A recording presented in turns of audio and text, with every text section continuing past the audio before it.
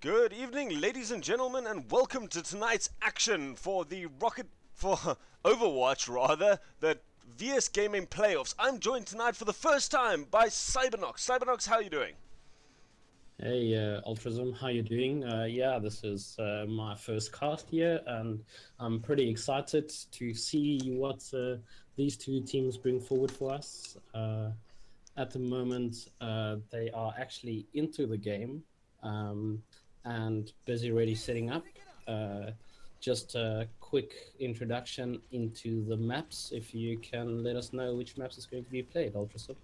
It is Kings Row first, and then we are going to Ilios and then Lijiang, if I'm not mistaken, was the map order that these guys did. Just checking up on that now.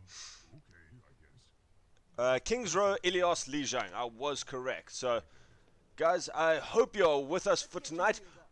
We do see a lot of Kings Row in these competitions at this stage, but first time we've had a double control point. Why do you think these teams have favored that at this stage? In my opinion, Ultrism, this will totally be coming down to these little brawls around the point, and by having the two control points, just stabilizing and securing that first part into actually getting that ultimate advantage, they will actually be able to take control of this game. So yeah, as we actually got the game on the way here, we'll actually see that DDC is running a dive comp, and that xTc is running the standard two tanks, two DPS, and two healers. Ultrism, can you lead us into here? Of course, we do see. You said xTc is in red this time on attack, right? At this stage, or is that DDC in red? DDC is on red. Is on. Sorry. Defense. Offense. Defense. Yes. Okay, I've got this the right way around. Then I was just making sure my overlay was the correct one. So we have seen a first push now by the side of DC. Doesn't really get anything out there, and we just saw there Atomic.NiNoN just jumping a little bit deep into the side and not really having the backup of his team. Now he definitely has it, and they managed to take him out. Atomic.NiNoN does go down at this stage, but Fireshark is doing a lot of damage to the Genji, and Death and Archon both managed to pick up a kill on their side. And this DDC side is not really that healthy, and they may actually be repelled at this stage. We see Chaotic take a lot of damage, and Invert comes in to try to pounce on that last bit of kill there, and it does seem like we've managed to get a good successful defense from the side here of xTc. Yeah, they actually defended very well on the point there. Initially, the Atomic.NiNoN from xTc jumping in there trying to initiate, but not having the great follow-up with Chaotic, and DDC actually falling very well into the pocket there at the back and able to contest the point back again. Well, a little bit of poking goes out the way of xTc at this stage. Archon manages to pick up such a nice kill on the soldier. That's going to stall the push out completely. Now we see a nano boosted Winston jumping right into the background, manages to pick up Loki. He's got the support of Lord Vash there as well, taking out DestruCtion on that Zenyatta at this stage. Invert manages to get the Dragon Blade kill on Shadow though, and now we see the side of DDC actually doing a lot of work here on the point and finally managing to get a breakthrough now as they get a team wipe. And this, unless Invert can do a huge amount of work here, he does have a bit of support coming through, and Loki and the two supports have jumped through, and they both get caught up in the Graviton Surge, and that's a quick little pickup.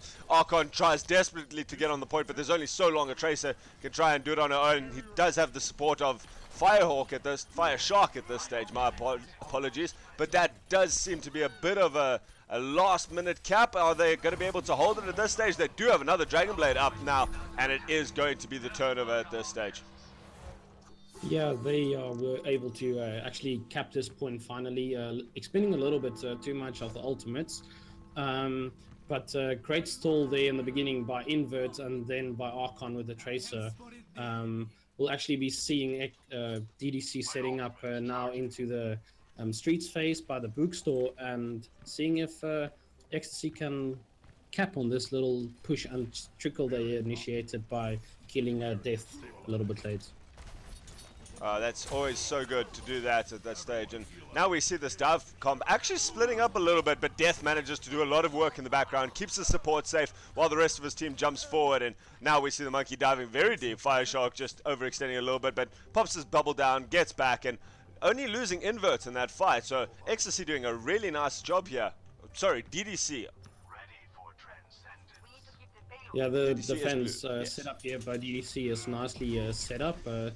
And actually, they have the ultimate advantage of having 2 support ultimates, so they will definitely be ready for the next engage by xTc Black. We see Epiphany popping the Euphony popping the Soldier ultimate, but unfortunately not being able to really pick anything up as he wasn't in place. Must admit, we've seen the swap onto the Reaper now from Chaotic going through and actually manages to put himself in a corner, just not able to get out at that stage. But you obviously find that they're just struggling a little bit with the Fireshark Winston. Maybe he's just there to sit back and wait for Fireshark to dive onto them, put a couple of shotguns into his face, and it just really is a very successful tool in shutting down sort of Winstons at that stage. And now we see a big Monkey going crazy, gets the nano boost, but actually pops his ultimate, obviously just fearing for his life at that stage, and just now trying to go ham on the point, pushes everyone back, and with 35 HP left, he does eventually go down, unfortunately for him. Yeah, actually what happened in this situation where the Winston was ultimated on the side of xTc, the Winston was actually completely alone on the point, where Fireshark were able to initiate on the supports of xTc, shutting them down by the choke actually, and not being able to contest to the point, so there was no support for him. And that's where the Genji from Invert actually used his Dragon Blade and were able to pick off the supports and turn around the fight. We see the striker going down actually at this stage, and that would have been very useful considering Lord Vash had the Dragon Blade. Doesn't actually manage to get anything, jumps into the back line, but between Death and Fireshark, able to shut him down quickly. A lovely pulse bomb comes out from Archon, and an even better res comes from Shadow, just managing to turn this fight now after so many ultis have been popped.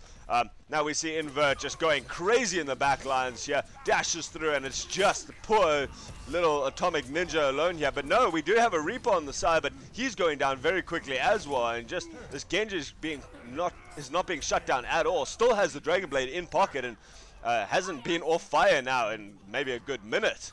So really good play by the team then. We see them staggering the Death now. Chaotic being way too far up, maybe trying to contest that payload a little bit too much, and now we do see the Dragon Blade coming out from Invert, just trying to get into the backline. Again, doesn't manage to do anything though, as he gets shut down, trying to go too deep onto the enemy side all alone there. Yeah, we see actually xTc trying to switch over to the Reinhardt to get that last final push when it's into overtime contesting, but it feels like it's a little bit too late. The Reaper ultimate actually going off, but not really getting anything except for the Lucio at the end. We see Tracer going down on the side of DDC, and might be actually a turnaround here for xTc Black, for xTc Green, but still have the Winston to contest on the point. Maybe they can push it through to the point with this trickle there that was initiated. Really nice ultimate coming out there by War Revenge on the Zenyatta, just managing to keep the last 2 or 3 members of his side up and healthy, and just securing that taking of the payload at this last stage. We do see a pulse bomb sticking to the top of the payload, but doesn't manage to pick anyone up. These pulse bombs have either been beautiful or missing everything, and that's the problem with pulse bombs. It's just they're so easy to whiff. It's just so difficult to stick is probably the better way to do it. We see Death managing to take down the Pharaoh there from the side. But we see another great res coming out from Shadow at this stage, and we do have Archon has a pulse bomb, and Invert has the Dragon Blade, decides to pull it out and does manage to get everyone off the payload there. The Pharaoh was around, but just cannot go into that many people doing that much damage that quickly. So the first round does go just 1 point, but a good amount of distance just before that second checkpoint there. So I think they're going to be very happy with that defense. Yeah, that was a good defense by xTc. They were able to isolate the defense of the support from the attacking team nicely when Winston and tanks tried to initiate, and that actually gave them the ability to pick off the tank and then go help their teammates taking on the rest of the support. Unfortunately, not being able to get that second point where they were actually quite close and had a nice trickle set up. The Mercy risk coming out a little bit early, getting only 2. If it was like a half second later, they would have gotten a quad res, which would have been really amazing and also helped sustaining their team to stay alive longer. But yeah, great work by DDC on the defense, and let's see what they bring on attack. Do you want to go through the defensive lineup from xTc quick, Ultrazum? We do have Chaotic going onto the D.Va. First D.Va we've seen, she's been so strong in this new patch, just being able to mitigate so much damage so quickly, and just giving your supports the time to run away, get your damage dealers just that extra 2 or 3 seconds to do the damage that they work. They've got Atomic Ninja, the only one actually coming out for any sort of dive competition, so he needs to be very careful about jumping too deep at this stage. Shadow and War Revenge, 2 very defensive supports at this stage, with the res and the nano boost, just making sure that they can clear the point or res after a really bad fight, and then that consistent damage from Euphony out on the soldier with that burst damage from the Pharaoh. So a really nice bit. We do see the pharmacy combo coming out from there as xTc comes out now. I think xTc is on blue, right? I keep getting myself twisted. No, yes. No. DDC is on blue. Yeah. DDC is on blue. Okay, I have been DDC running the normal dive comp with triple DPS and the monkey to initiate. Great initiation by Fireshark there onto the supports again, picking off Shadow and War Revenge. Invert following up with a nice dash there, getting the reset, another dash through the D.Va. And this will be a quick cap by DDC onto the point of xTc. I'm sure xTc will actually go and reset and try and not be trickled at this moment. But we see the Mercy actually being attacked here by the Genji and the Winston. Not really sure what she was trying to achieve at that stage. I mean, she's certainly not going to be able to run in 1v6 there. Does manage to go down eventually. Now managed to get out of that first point very luckily. And now we do see a couple of more deaths trickling towards her. Fireshark managing to get out the other support. So that's all the healing down from the side of xTc. No one there to keep those tanks alive. And especially when you're running a D.Va, you can only hold off that damage for so long, but you do need some sort of healing, and you see both of the tanks now very low. Man, they would love to have an Ana right now, and I think they actually just need to back up. Otherwise you're going to get a Tracer, you're going to get a Genji, and you're going to get a Winston in your face, and that's not what you want to do when you're on low health, because those heroes just snowball so well. Now we see Invert coming out with the Dragon Blade, managing to pick off one, looking for the rest of the supports, but he doesn't have a dash. Manages to get another double kill actually there at the end. So really nice bit of play there from him at the end, and this push is going very well for the side of DDC. Yeah, I definitely think that DDC will be able to push this through. The trickle, unfortunately, that was initiated there on the Mercy at the end by capturing the first point, just weren't able to give them that sustained healing when they needed to take the fight by the bookstore. And this was really great dive comp ran by the team of DDC. Let's see when they go into the next map if they can persist this great attack. Certainly, as the nice thing is we are now going off the payloads completely. Even if xTc managed to pull this back at the end, as we see Death, this has to be a lovely tac fire. As I saw him go in the middle there, doesn't actually use it in the beginning of the fight, just gets a really nice bit of accuracy, managing to clear up 2 kills, 3 kills, now pops the tac visor, puts it out, but actually all the damage gets mitigated by the bubble until they get knocked out into the open. So managing to pick up 5 kills there in that play of the game, really well played by him. Some nice reses coming out from Shadow, but not enough to do anything and really keep that payload moving fast enough. Like you said, just used it maybe a little bit early on that final point there for them. Could have gotten an extra one, but a nice bit of tempo resing in the middle, and just good damage and good coordination from the side of DDC just made their attack so powerful. But now we're going on to King of the Hills, and as a player, you obviously know these, and you're pretty much the captain and the shot caller for your team. What is the one thing that you would tell your team at this point? You know they've got such a strong attack. How do you combat that? What sort of strategy would you use? Well, the clear thing that was distinguishable in this specific fight, Ultrazum, was actually the the initiation between the tank and the DPS of xTc, there was a little bit off. I think War Revenge, who was the healer and stuff, weren't able to actually help sustain that tank in the front, and then making Shadow, who was the Mercy, actually overextend herself and getting taken into all that damage when Atomic Ninja was jumping in as the Winston. I did think they had a good option of picking the D.Va actually on defense there, although they weren't actually combining well the D.Va and the Winston actually to help their bubbles and the defense matrix to not get them get all that damage on them itself, or whatever the case may be. So to counter this itself is, you can see that DDC is running a great dive comp at the moment, and they need to get maybe a good a McCree on a McCree to just disable that tracer, flash the tracer picker off, or make sure that you defend your support first as a Winston, and then actually go and initiate on these. Certainly. So we have jumped into our second point. This is Ilios coming out here. We are on the lighthouse first, actually. So it's going to be very interesting to see if DDC still manages to have such a good... we have XT on red this time. Yes. Will be very nice to see if they can keep on with that offensive attack, that offensive prowess. And it's also going to be very interesting to see how they manage to hold the point. We do see that they have a fantastic offense, but is a good offense the best defense in this case, or are they going to struggle to hold that point once they've taken it? And are we going to see it back and forth constantly?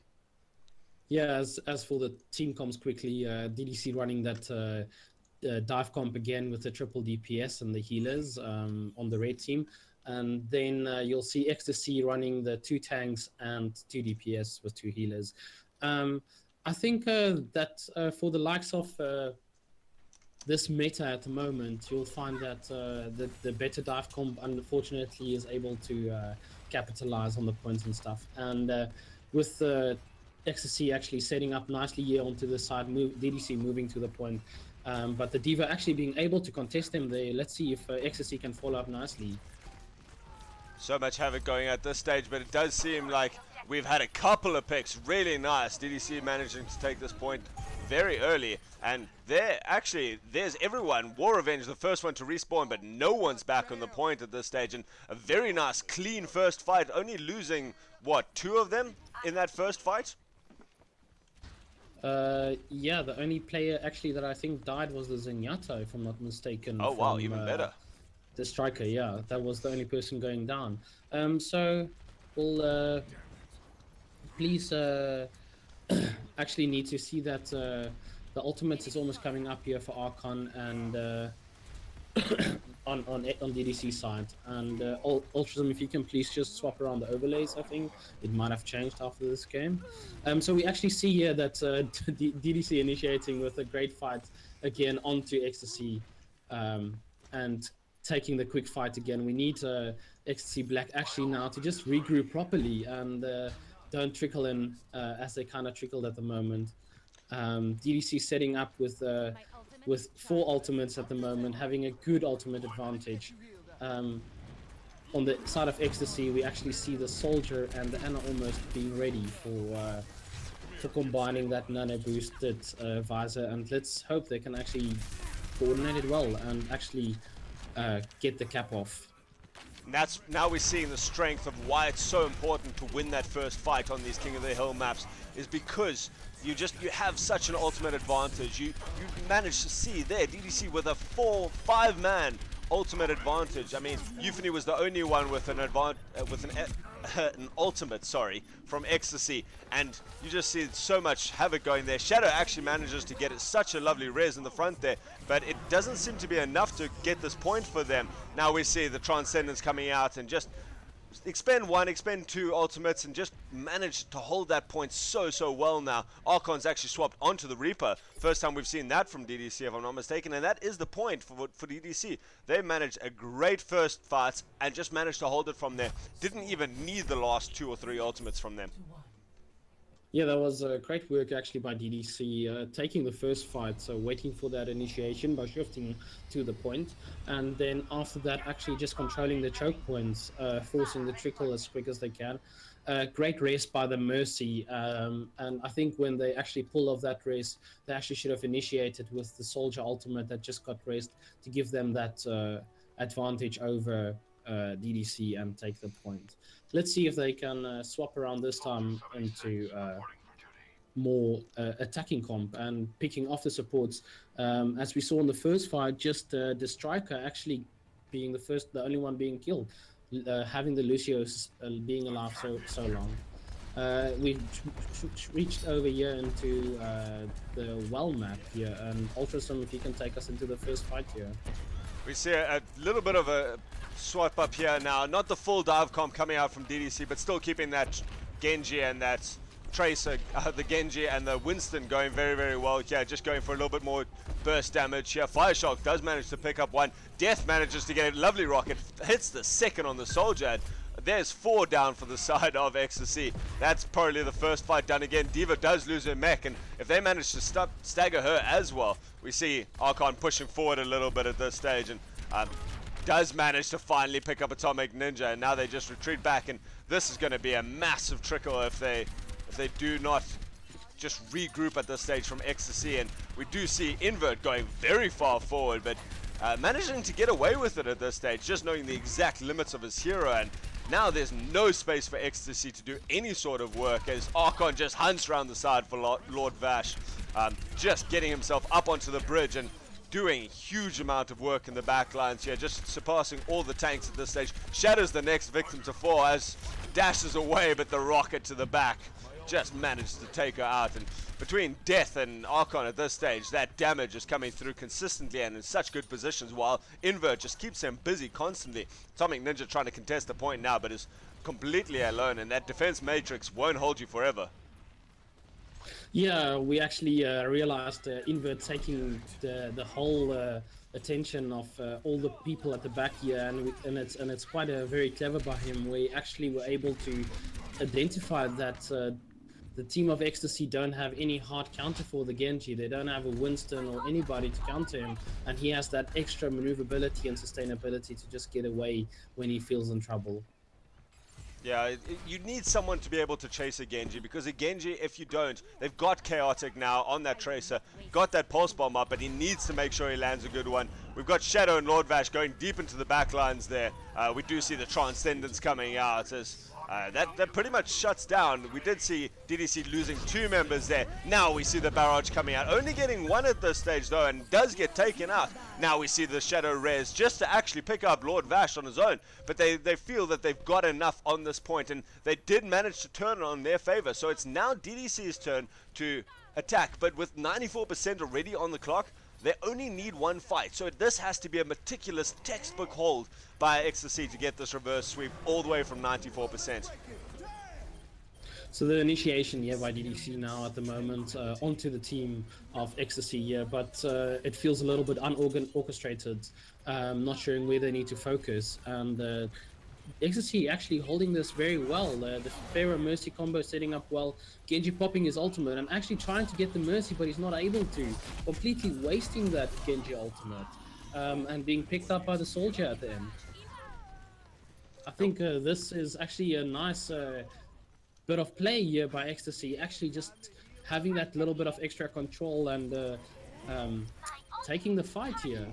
They do have a man disadvantage now. As I say that, Fireshark manages to go down, and now they're trading 1 for 1 at this stage, and we do have a Chaotic on that Tracer, just fighting it out, and Inverts has swapped to the Tracer at this stage, just feeling that the Genji's maybe not doing enough damage, but has been doing really, really well, and just they can't deal with this Pharaoh at this stage, as Death has finally managed to come in and is now taking out some supports from, and it does seem like DDC has managed to flip this point back, and there it is.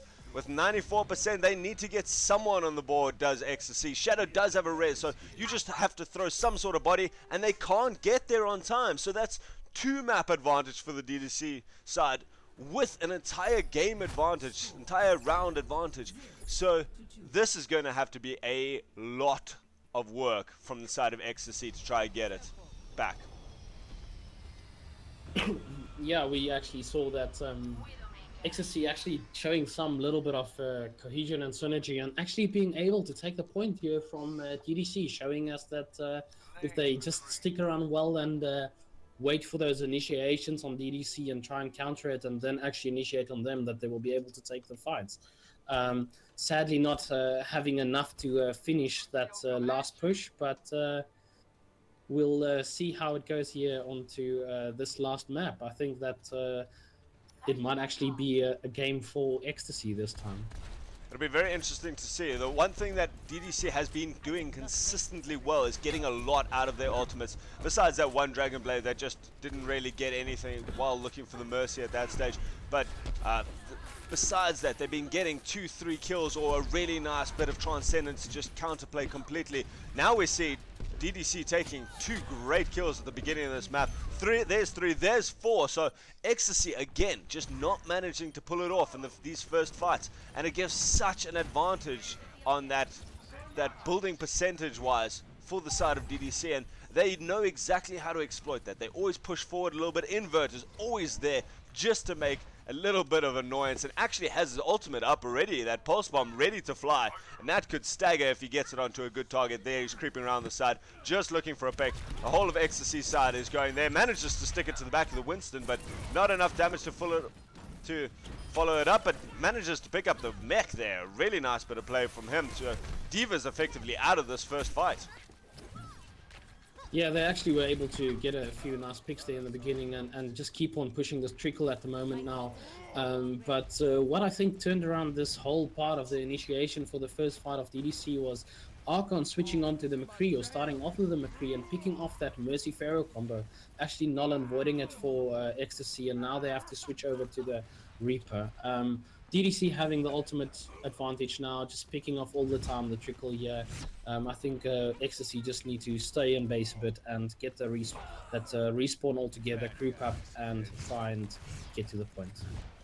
I'm noticing xTc is not backing up when they lost the fight there. We saw Lord Vash trying to 1v6 people as a Reaper, and you can stay alive for a bit with Wraith form, but if you don't use that Wraith form to just get back to your team and then do a concerted push together, you're just never going to take this point, as we're up to 70% already for the side of xTc. Invert coming from the back, a cheeky little couple of blasters into the back of Lord Vash, just manages to pick him off. Atomic Ninja again desuited, and now this D.Va's again down for the count. So DDC doing a beautiful job. We do see 2 people managing to contest the point, but it's a Lucio and a Reinhardt, and they've wasted sound barrier now.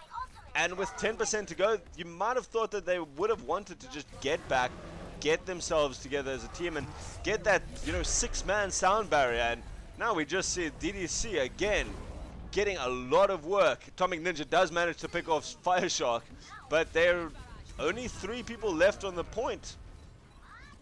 Yeah, that was a little bit of a desperation ultimate by the Lucio first, trying to get on the point and sustaining Chaotic with a fight. But great brawls here actually at the end between the 2 teams, and actually sadly DDC taking this and xTc not being able to get that proper group up and actually make them be able to contest that very well.